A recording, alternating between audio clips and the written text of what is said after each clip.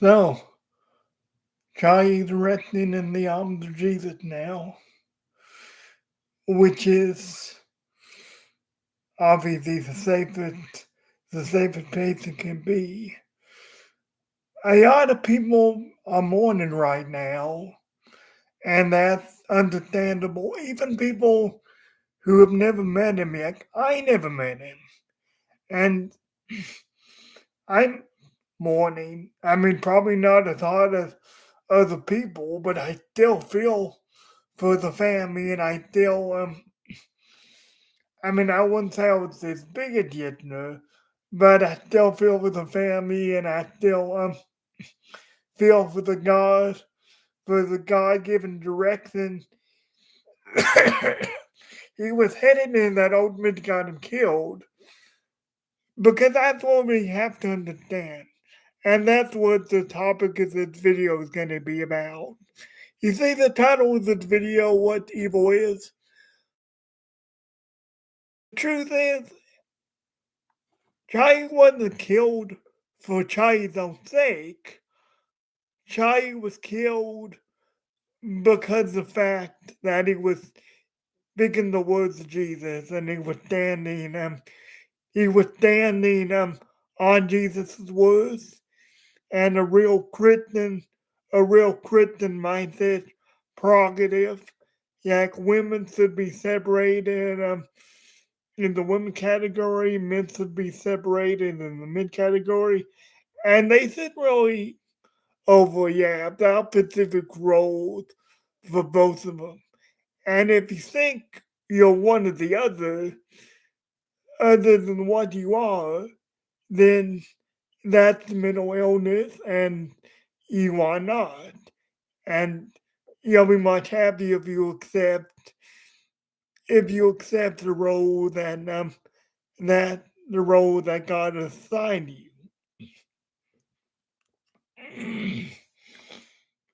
If you want to turn with me to Deuteronomy 6, 5 through 9. Again, that's Deuteronomy 6, verse 5 through 9. You shall love the Lord your God with all your soul and with all your strength. And these words which I command you today shall be in your heart.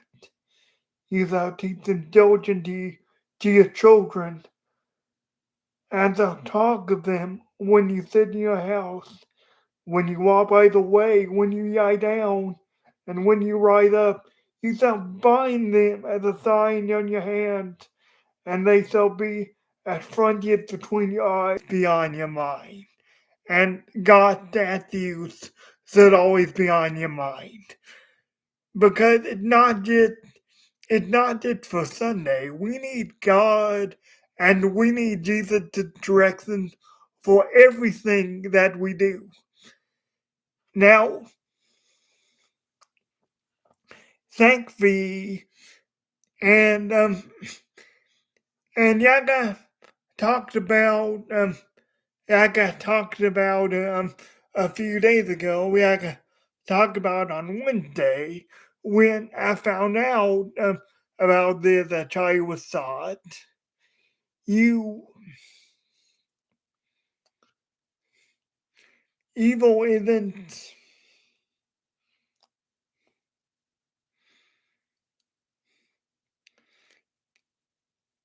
evil isn't gonna gain territory. I mean, we should always stand up. We should always stand up against evil, because evil is revealing. Evil is revealing itself. Thankfully enough, when he was you get a lot of degenerates, a lot of evil people celebrating the death, saying it was deserved, everything and all that. And those people are rightfully being punished. Now, not to the extreme that they give to us, but they're using their job. They're being publicly shamed, and humiliated for such awful rhetoric as they should be. Because if you get the side, I mean, not that I believe that all those firing are purely altruistic, but if you get the side, imagine what they do if you on the wrong side of them. Now, I hear a quote. I've heard a quote. Charlie Kirk's been misquoted. Misquoted a couple times, unfortunately, by deranged evildoers, and I won't even say yep, just evildoers. When it gets right down to it, it is evil. I mean, this has been happening since the beginning of time. I mean, people who spoke the truth always, and notice I said the truth, not a truth, the truth. And that's one of the reasons why we're so hated, too. Is we believe there's one truth. We believe there's the truth. Jesus Christ truth, the truth that's found in the gospel, not a truth, not my truth, not your truth, but just one truth that is useful for correcting other behavior. And people do not like to be corrected. People do not like when you, quote, judge them. Because when you judge them, it makes them feel uncomfortable. And it makes them feel, oh, there's something wrong with you. Or there's something wrong with me. Oh, yes, there is something wrong with you. And that verse that talks about judging, that judge not when the same measure will be given unto you. That actually teaches us how to judge. Don't judge hypocritically. Don't judge for your own sake. Don't judge to make yourself feel better. But judge in such a way that it improves people for Jesus Christ. Now this quote has been misused, misused quite a lot. I'm saying for evil purposes. But here's what this quote actually says.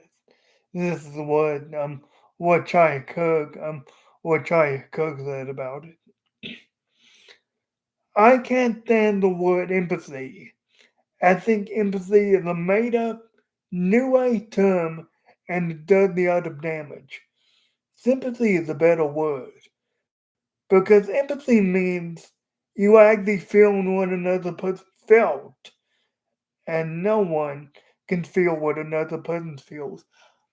Ironically, which this is which this is the case for anything really, that if anything if anyone can feel anything perfectly how it's supposed to be felt, it's God, and it's the Son Jesus. Ironically, the only one who could use empathy properly is Jesus Christ. Because you see how empathy means you can feel what another person is feeling? Well, God actually can. God actually can put himself in your shoes, so to speak.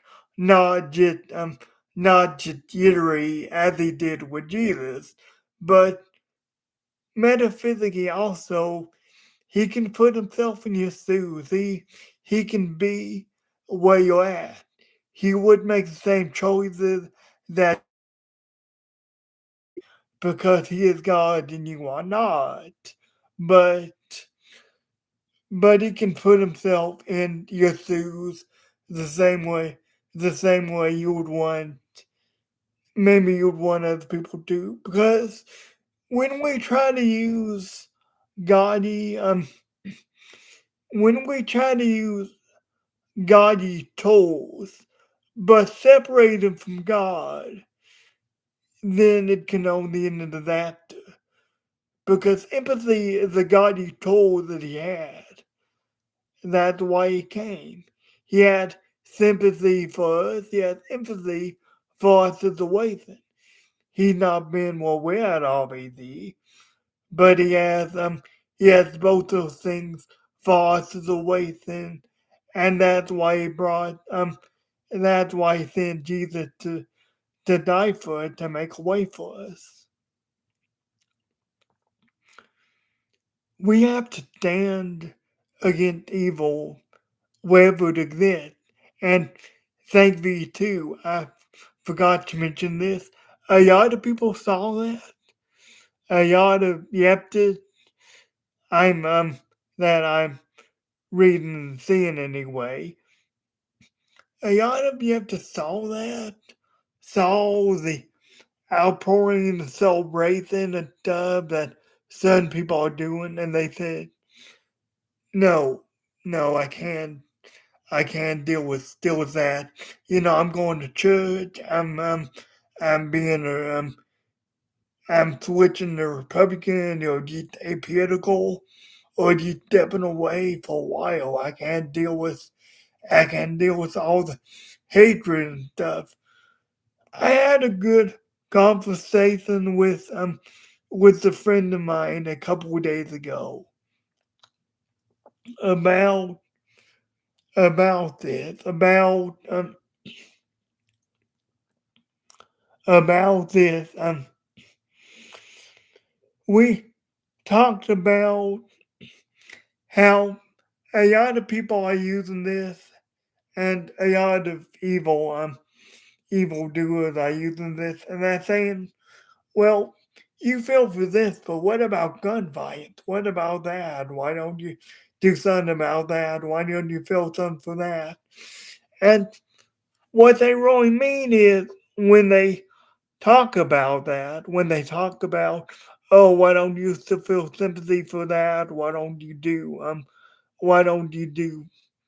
anything about that? What they mean is feeling something in their eyes for them is gun control, and it's banning guns, and it's taking those tools, because that's what they are at the end of the day. They're tools. They're not weapons until someone picks them up. Someone picks them up with malicious intent anyway. And we talked about the story of Cain and Abel.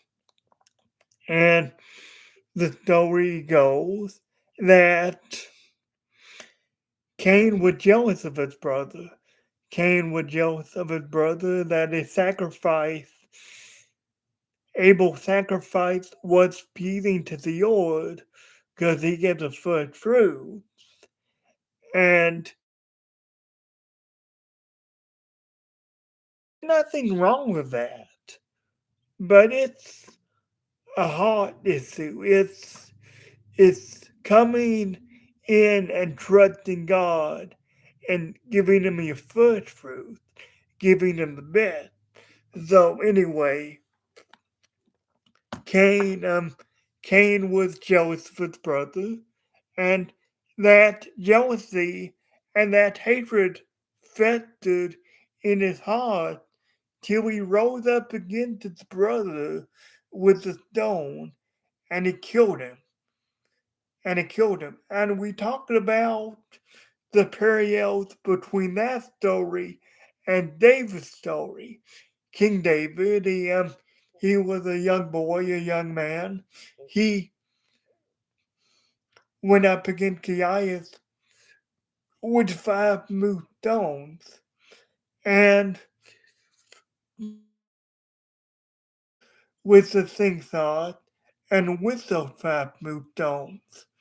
And the parallels, the period of the stone, because it wasn't about that. It was about intent. It was about it was about the hatred that Cain was feeling that he had driver's accidents, and it was about the calm and trusting the Lord that David was feeling that he had drive his. Now, as I talked about on Wednesday, I kind of got my train of thought. Oh yeah, but like I talked about on Wednesday, God doesn't cause evil to happen. Now, God uses that evil sometimes, because nothing passes through nothing passes in this world without passing through God's hands. But God does not cause evil. Evil and the devil ultimately causes evil because the devil hates God. The devil wants nothing more than the ultimate destruction. Now he'll promise an easy life. He'll promise. There's a quote, and I'll link it. I'm not gonna do the full quote here because I just don't have it pulled up. But there's a quote about hell and about the devil and why the devil allows such easy access.